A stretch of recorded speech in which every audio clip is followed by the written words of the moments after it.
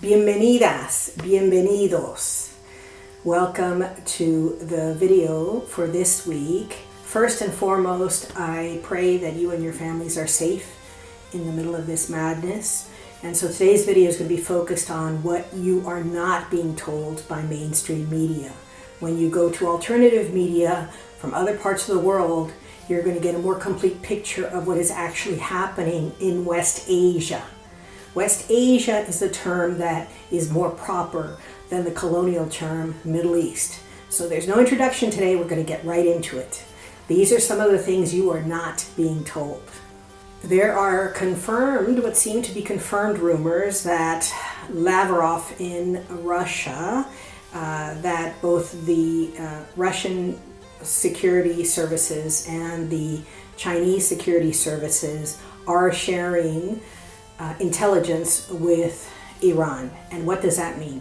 It means that the attacks on very specific places are absolutely vital in the strategy that is being used. For example, to be able to attack the CIA headquarters in Riyadh, to be able to take out radar so that the US forces are basically flying blind, to be able to do away with the systems that supposedly protect with all sorts of anti-ballistic missiles and anti-drone systems. When you take away the eyes of that, which are radar and other systems, you basically leave the US blind in the area.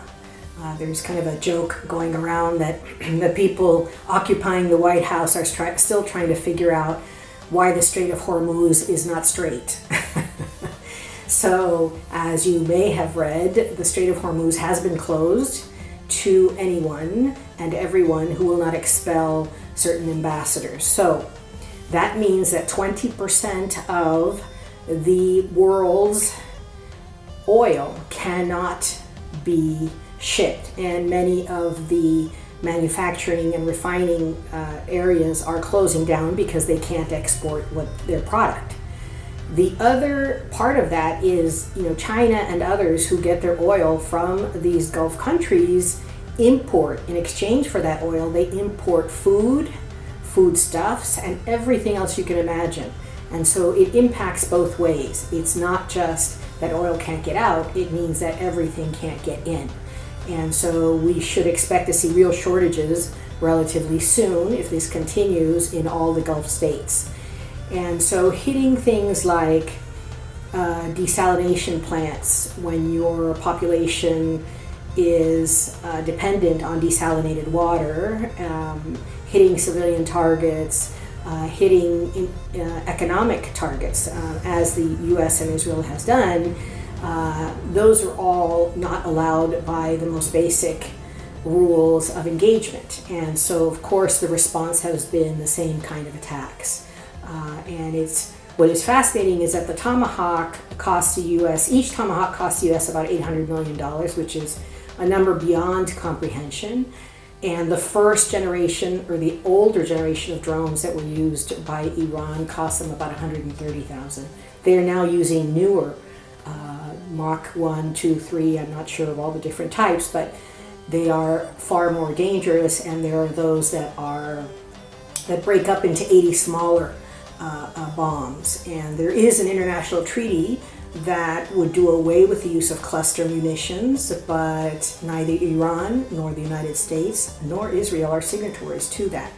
And so that is being used now, obviously, against the people that are receiving these terrible munitions all over the region. And so these things are not being discussed as they should be, and the morality of the war. The Constitution is very clear.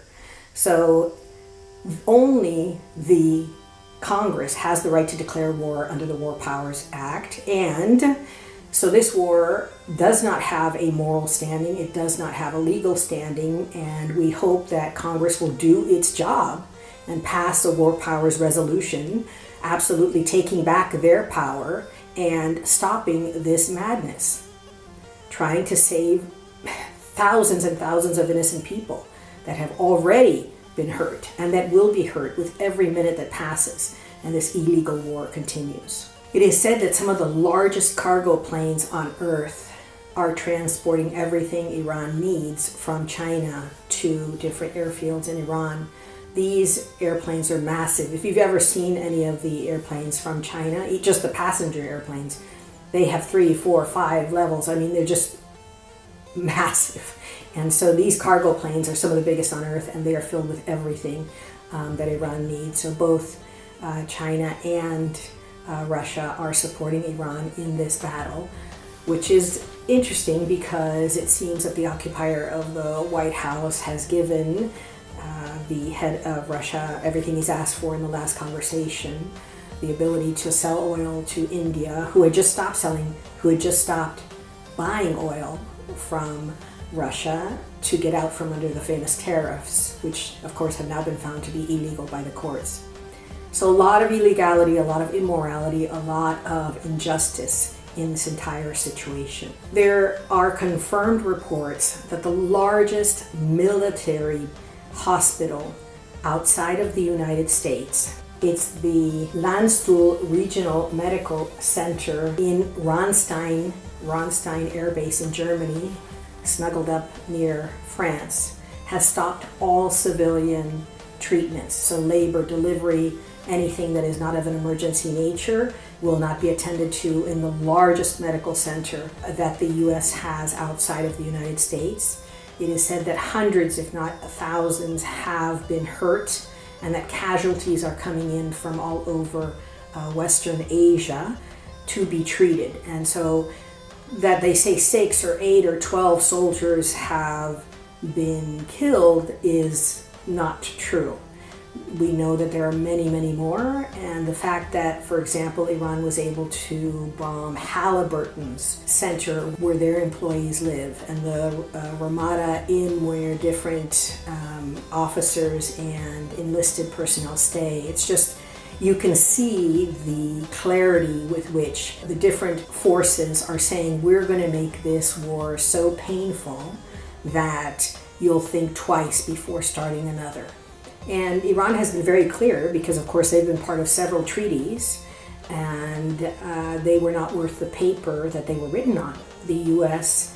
has not taken its obligations seriously under these treaties, has broken every single treaty. And the reason we are here today is that in the 1950s, a democratically elected, maybe how can I put this, a liberal educated president was elected, Mossadegh, in Iran, and the U.S. conspired with England to have him assassinated and put the Shah back because he nationalized the oil of Iran.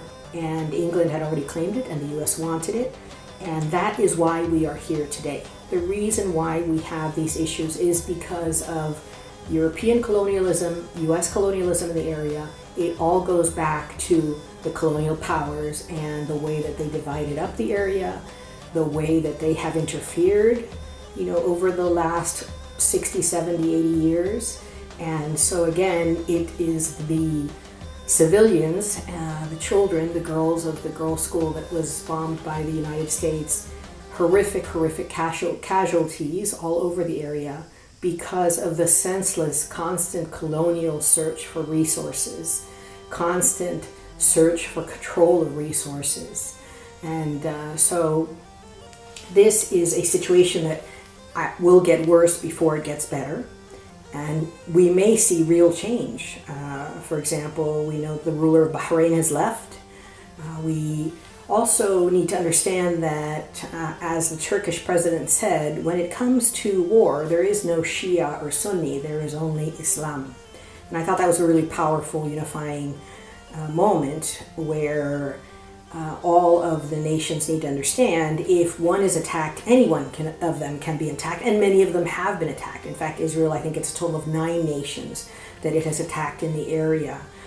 As a nuclear power with no consequences. And so that definitely is something that needs to be addressed at the international level.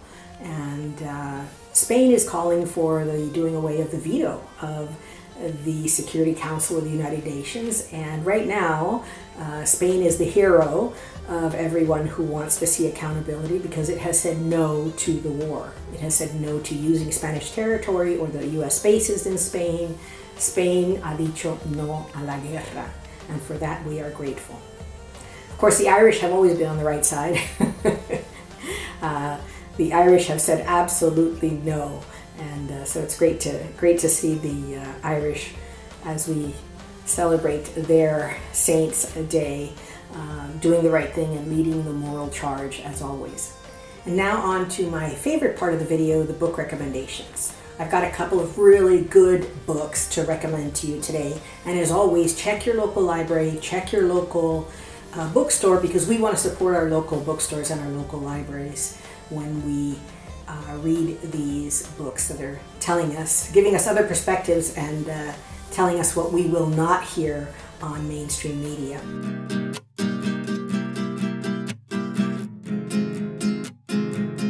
So the first book is called Vanguard of the Imam, Religion, Politics, and Iran's Revolutionary Guard.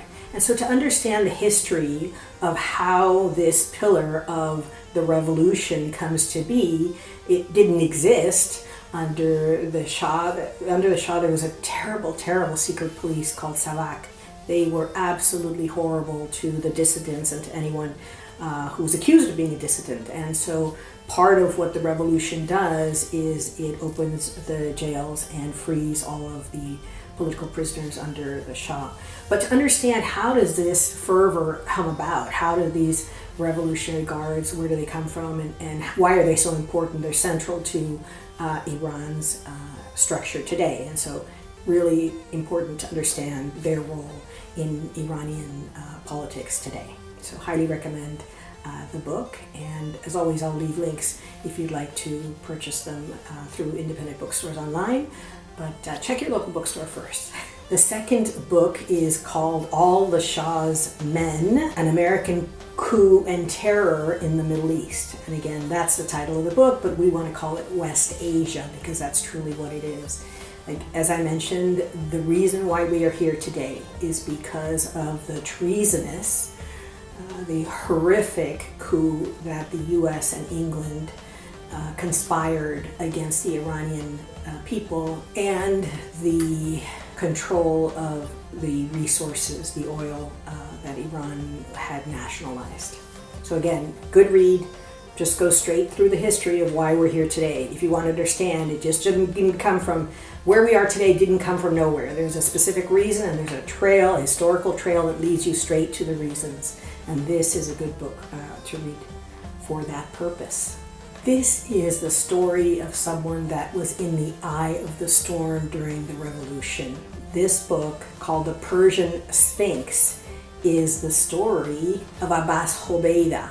And so when you think of Iran as incredibly wealthy, incredibly educated, why does this revolution come about? And so this is someone who doesn't leave, actually stays and believes in the revolution, and so his tragic death and all the things that happen. So if you want it from an individual's point of view of all of the forces that make this revolution inevitable and what happens as a result of the revolution to people that really wanted change, maybe not the change that actually occurred, but were committed to a better society, a more just society, a society that actually looked to the needs of the Iranian people.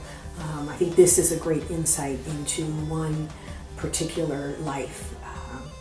So in this time, what we need to do, obviously, is pressure those who represent us. Pressure our representatives. We need to have them take back their congressional power. We need to stop this war. We need to bring about a just peace. And we need to hold those accountable, those that have committed war crimes, including the US government, including the other governments. We have to hold those who gave the orders accountable.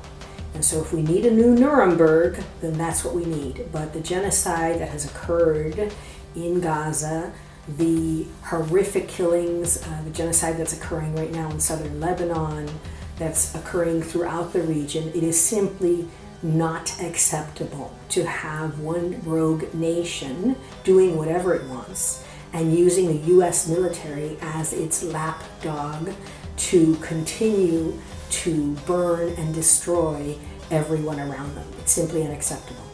And so if nations who behave like this are not a pariah among other nations, then where are we? Think about it. So I wish you and your family safety, and I hope that you and yours are well, and I pray that we soon have peace there and everywhere in Sudan, in all the places where there is conflict. So as always, con mucho cariño, mucho salud, mucho amor. Gracias.